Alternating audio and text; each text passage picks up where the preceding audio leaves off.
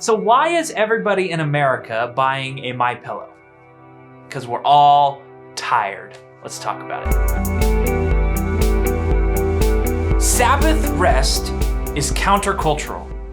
Our culture is suffering from an epidemic of doing. We are human doings, not human beings.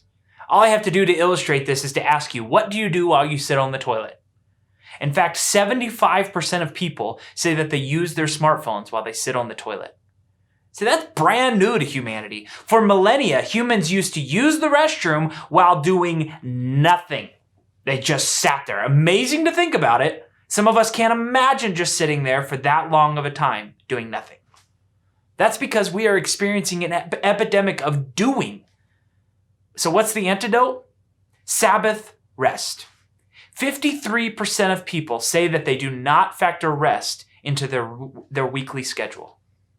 And when I say rest, I'm not talking about sleep. Sleep is important, but Sabbath rest and sleep are different things. We need sleep and we need Sabbath rest, both.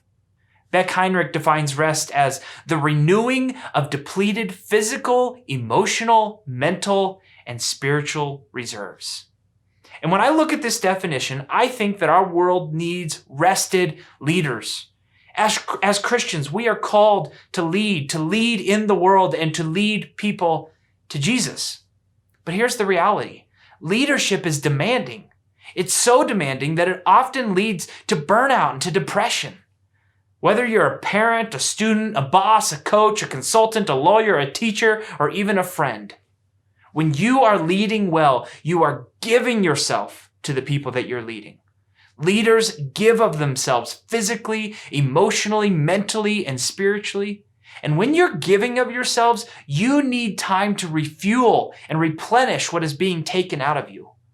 That replenishing happens through Sabbath rest. In Western culture, we pride ourselves on being busy. And we aren't just busy with work, we're busy with play, with hobbies, and with friendships. And we're teaching these terrible habits to our kids because we're putting them into multiple sports and all these lessons. We're getting them lessons to learn instruments and other skills. We sign them up for events and gatherings. And then we give them smartphones that beg them to use every minute, every single day. Our lives are too full of doing.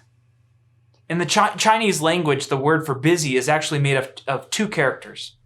The first character means heart, and the second character means killing. Busyness is heart killing.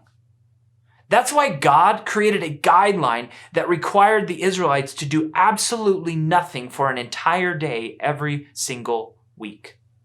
Mark chapter 2 says this. One Sabbath day, as Jesus is walking through some grain fields, his disciples began breaking off heads of grain to eat. But the Pharisees said to Jesus, "Look, why are they breaking the law by harvesting grain on the Sabbath?" So the Jewish religious leaders are doing exactly what people always do with God's guidelines. They use them to separate people. So when Jesus came to earth, he started talking about the Sabbath in a brand new way. Jesus said to them, "Haven't you ever read in the scriptures what David did when he and his companions were hungry?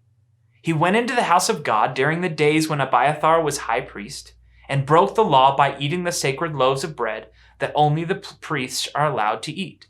He also gave some to his companions." In other words, Jesus was telling them to quit being so legalistic. Just because the Sabbath is a good idea doesn't mean that breaking the Sabbath is the worst idea. Dying of starvation is a worse idea than breaking the Sabbath law. Then Jesus said to them, "The Sabbath was made to meet the needs of people, and not people to meet the needs or requirements of the Sabbath." So what is Jesus saying about the Sabbath? He's telling them that the Sabbath works. If you will learn to rest at a ratio of 6-1, you will be a better person. We get distracted arguing about whether or not we should be required to rest on the Sabbath instead of focusing on the reality that setting aside a day to rest is a good thing for us. And it's a good thing for the people around us when we rest. Okay, stop here, answer the first 3 questions, and then push play.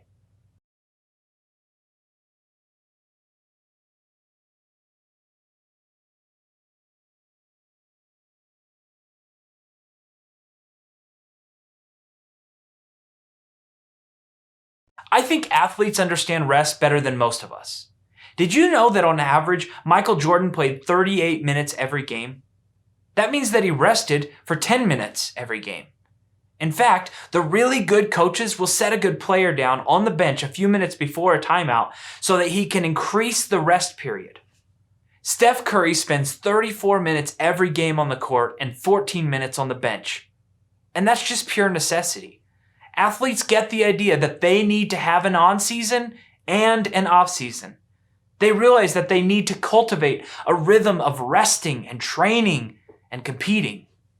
If they don't make time for rest, they won't be good. Both work and activity and rest and renewal are necessary for sustained high performance. Okay, I'd like to get really practical here. I'd like to give you 4 tips that Ralph Simone gives about how to get into a better habit of rest. He says, breathe slower. This is something that you can do even right now as I'm talking.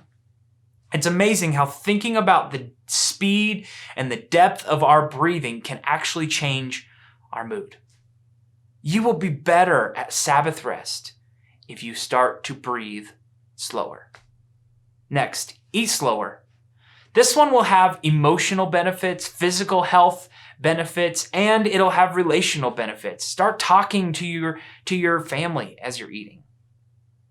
He says, get ready slower and wake up earlier. Sit on the front porch, read the Bible, just sit there. If you start your day with rushing, you will set a tone that goes all through your day of rushing. Maybe start driving slower. The people around you may not like this because you may slow down traffic, but try driving without the radio on. Try just taking your time without talking on the phone, without rushing, and just rest. Create space for grace. Create space for the unexpected. Create space for inspiration. Create space for Sabbath rest.